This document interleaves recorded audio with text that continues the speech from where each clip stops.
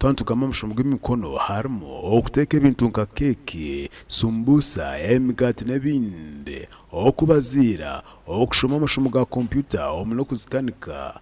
Ebyona babigamba lya ishomero lyambara muri Primary School aho mu Rembo Rwambara, kandi abana bamwe ari abo ababe cyo kureberaho. Tugasera munonga kuba emirimo y'emikono ni mikuru abantu bona oba muto oba mukuru. As you can see, Nandini Nkora this skirt. Kandi this skirt tutangiye kujya last time on holiday. Kandi nanishawa government ilizo mukupromotinga vocational studies kwena babana bakayinga kutumwe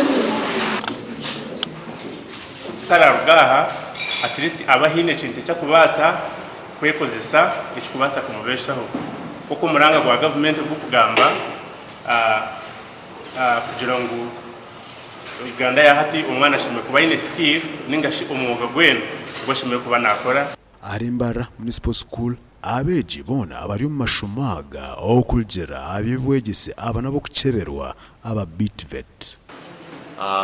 Itwe Kambara Municipal School tukatandika hedge program kuyamba omwana wihanga okwebisaho ombiro byo misho. Our target is to create have job creators. Tugenderiro kugira ngo ahabo kugira ngo niyo karicura mu ensi ya eruko mu mashomero ga secondary aba senior 1 no garani guru ako mukubere bo mawurre. Tugenderiro kugira ngo mwana kwara kaharire ngorwe hata bari bo mukuvu basomiso ko baking kandi nyeje ko baking amandazi, pies, sumbusa n'ibindi byo have empowered them so nutwena ngo mwana kwara kushabe kiro ya shukari yakushaba engano yo kutekesa amandazi wabantu beshengereza nikubakiga ngo binte bara bashabe kurigera buri mwana umwogo gwayegesibwemo bahereze babakorera ibintu bikuru mu makaganyu bakure neberengireho bihemwe sente ezirabentasi amagara gabo n'amakaganyu. Twaza akashozi haro oburebuzi bwankora mu rundogo bwakwatanze na government ya India obakurabira ombashubuzi abana bakombeka ekibayeta business hub.